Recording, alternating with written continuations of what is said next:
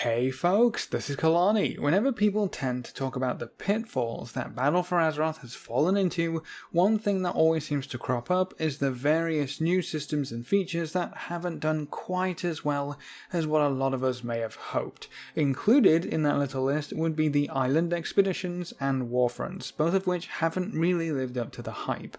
At this point, we're a good chunk of our way through this expansion. I'd say we're nearing the quarter mark if we haven't passed it already, assuming a 2-year cycle for each expansion. That means we've got a long way to go before we're truly leaving the shores of Zandalar and Kul Tiras. While the future of warfronts remains a little cloudy due to how they work and the rewards they offer, I doubt we'll see the last of the island expedition system anytime soon. It's closely tied to the artifact power grind, which from what we currently know might get a little more interesting and a little more grindy when patch 8.2 rolls around, and they're a good tool going forward as we're heading out into the ocean to deal with a whole bunch of Naga trouble, so that might crop in there as well. So islands are probably here to stay, and we'll no doubt see a few more added into the mix later on down the line. So what can we do to improve the experience? If we're stuck with them, I'd rather be stuck with something that's enjoyable, something I can really get behind and have some fun with,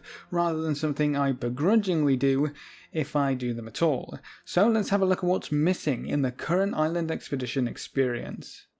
The first thing I would love to see added into island expeditions is a scoreboard. I'm really surprised this wasn't in from the get-go, and honestly a bit baffled that it still hasn't been introduced. It seems like such a simple thing, and it works so well in arenas and battlegrounds, but islands have so much more information they could provide.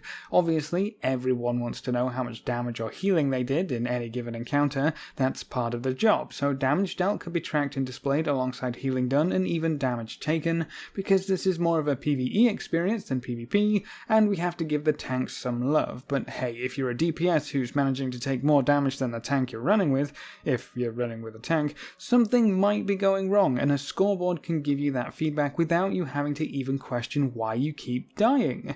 It allows you to battle it out amongst your friends, or just weed out the chaps who are sat AFK doing nothing. I did top damage on this one, but maybe Carl did top damage on the next one. But as I said, it's not all about damage or the healing in island expeditions.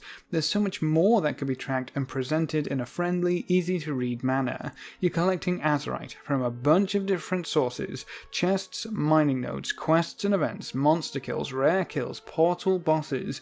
What if all of this was tracked on a scoreboard for you to break down quickly after an island is done? I know most of us just want to get the weekly over with so we get out of the island as quickly as possible and get right back into another one to keep the grind going, but having a scoreboard presented to you at the end of each island would give you a break from the monotony.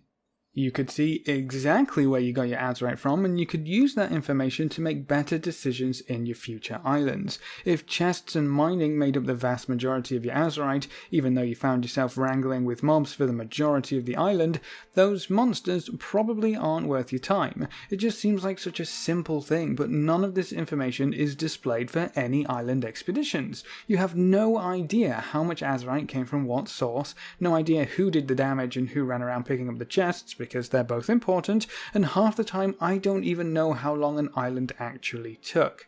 All of this information is valuable because it gives you something to be interested in and something you can be excited about.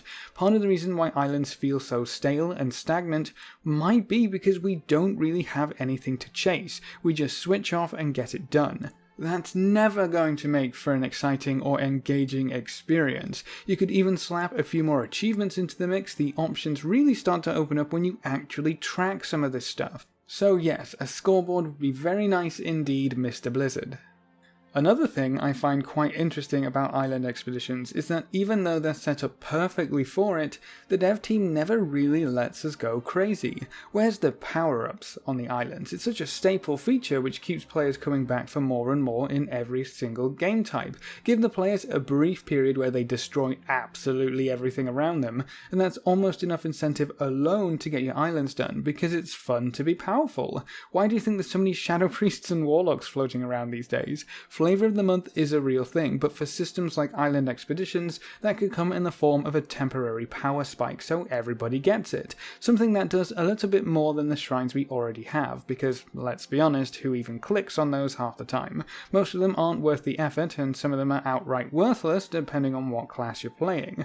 I remember when they were first talking about the island expeditions and these shrine buffs, how they were going to be heavily focused on risk versus reward, and picking them up might be a good thing, but it could also get you killed.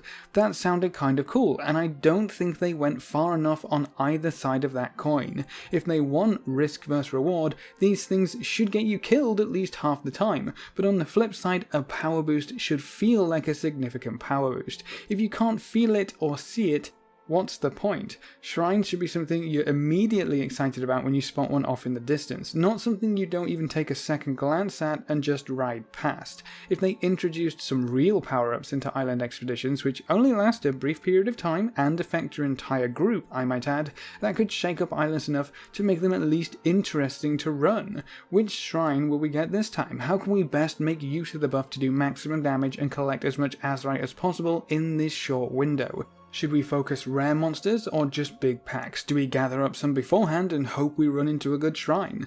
That single change alone adds another layer onto the entire system, but for some reason it's been more or less ignored so far when it comes to island expeditions. But perhaps this whole thing would just work better if the way monsters were set up was slightly different. I feel like the dev team has tried to make almost every monster on any island expedition dangerous in its own right. There's a ridiculous amount of AoE snares, stuns, and one-shots which definitely keep you on your toes, but getting chain-snared into chain-stunned isn't the most riveting gameplay in the world, especially when you walk into the stupid Death Knight faction NPC who laughs along with the mobs as he chain-stuns you too. Losing control of your character isn't fun. In fact, it's one of the things which frustrates me the most no matter what game I'm playing. So if you want to annoy me, just reroll a rogue, track me down, and chain sap and stun me until I find a cliff to fling myself off to finally be rid of you. But seriously, what if Island Expedition monsters did a complete 180? What if trash mobs were actually trash mobs, cannon fodder for the meat grinder, but you had a whole bunch of them to smash your way through? It might just be me, but I love a good AoE grind fest, and if you tie that into the super shrines that we talked about earlier, you could mince your way through a whole mountain of mobs. I feel like the main reason they decided to do things the way they have is because they want islands to take a certain amount of time to get through. They don't want us to pull everything and go to town because that's too easy and too quick. If we can get through them too fast, we'd get too much Azerite or doubloons or whatever else they think works as an island expedition reward, but that's a problem too. Creating more difficult monsters that take a bit of time to munch through might slow us down and keep our Azerite farming in check, sure, but it also turns islands into an uphill trek. It's not all that fun, but if you gave us a whole bunch of monsters to carve through in the same amount of time, I think that would be a bit more fun. And I'm not saying go back to having monsters scattered around the island because that was pretty annoying by itself. But most islands have a bit of room to increase the density of monsters by at least a little bit if they're taken down a notch so we can actually get through them in the same amount of time. I think rare monsters should also get beefed up a little bit to make them more mini-bosses than just rares, have the trash mobs be the trash mobs and have the rares be the ones you want to watch out for, but make sure they're still worth killing. The portal events are a fantastic example of this, and I think they work incredibly well. It's just a shame they're so few and far between. If you really wanted to go off the deep end, you could also introduce some real bosses on the island, something specific to the island or to the monsters that are spawning. Big dragon bosses, proper troll bosses. It might take some coordination to take them down, but the dev team could also add in guaranteed drops for killing these bosses, and of course a good chunk of Azerite to work towards your completion goal. I think more could be done with how monsters are set up for island expeditions, instead of just giving everything an AoE you have to avoid. Another key feature of islands that I think could be done a lot better, or maybe removed entirely, is the faction conflict side of things. This was a great place to test out some new and improved smarter AI, which is being moved into Arathi Basin sometime soon, so that could be really cool to see in action. But I think with it being such an integral part of the island expedition feature, it might have been focused on a little too much. Think about it, if we didn't have the faction conflict crammed into island expeditions, we wouldn't have anyone to race against. So we wouldn't wouldn't have the race. It wouldn't be a case of get all this Azerite before the Alliance gets their hands on any of it. It would be more like, we just found this island rich in Azerite. Be careful out there. We have no idea what's hiding in that jungle, or mountains, or snowy hills. It could be more about exploration, minigames, events, quests. It could be more of a scenario instead of a one-dimensional race to the finish line. You can build a real island to explore with caves and portals, hidden rooms and special NPCs you have to rescue, or pets you have to find and befriend. I feel like if you cut out the faction conflict, you would have so many more options and so much more potential to actually create an expedition. But if you have to keep islands in the same format, if you absolutely had to have the faction conflict in there, why not make it more of a hard timer? Instead of gather 6,000 Azerite before the opposite team, which still doesn't make sense because we're supposed to gather Azerite instead of artifact power, and that whole thing caused us to be farming artifact power again instead of Azerite, but why not give us free reign over what we do on the island and have the opposite faction act as a story-driven time restriction? The Alliance was spotted nearby. They must have ships near here. After the time runs out, waves of Alliance forces start scouting the island. More and more of them show up until you leave. That eventually forces you out of the expedition with your booty in tow. It gives you a time restriction, but still focuses more on exploration and going your own pace, instead of racing against a bunch of bots. You could also then play a friendly game of Horde mode with the Alliance, or the Horde I guess, by fending off waves and waves of the enemy time and time again. Probably not what you're supposed to do. It might not be that smart to do that if you're farming Azerite, but you would have that option and it could be a lot of fun. Have your gathered Azerite translate directly into artifact power and a good handful of doubloons for your efforts, and you create a competitive environment with actual goals to chase. The more you get on the island in your whatever time frame they end up giving you, the more Azerite you actually get when you go back. The opposite faction also doesn't even really add that much. You probably ignore them for the vast majority of any given island expedition, unless they're getting too close to you on score, and then you probably kill them once for the bounty and to stop their Azerite gathering, and then you go back to what you were doing. They add almost nothing to the experience, but I feel like they restrict it in so many other different ways. The last point I have is something that might be introduced in the future, depending on where Blizzard want to take island expeditions, but again, it's something I'm a little surprised we haven't seen yet. Island expeditions could make good use of the endlessly scaling feature seen in Mythic+.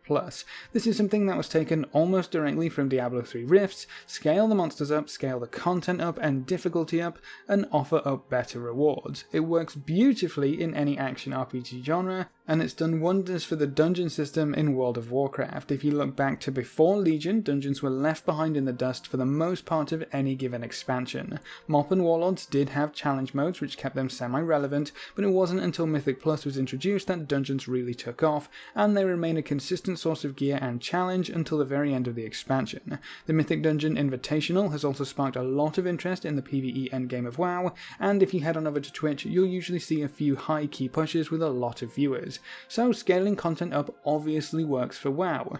I'm not saying it should be applied to absolutely every new content that comes our way, but island expeditions could be one of the best types of content to apply that scaling to, especially because you don't really get any powerful rewards from island expeditions right now.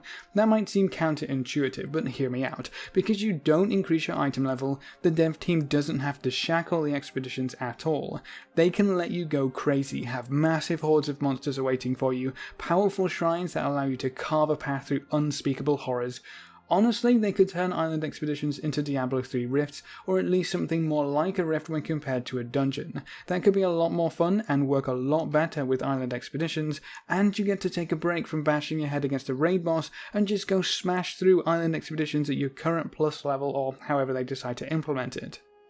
I think if you earned more doubloons the higher you go, and actually let you earn a good amount of doubloons instead of the pittance that you get nowadays, and have some real rewards tied to the currency like full pirate transmogs instead of just 1 or 2 hats, unique weapon and armor models, throw in a few cool mounts for good measure, that might be an island expedition system that some people could actually get behind.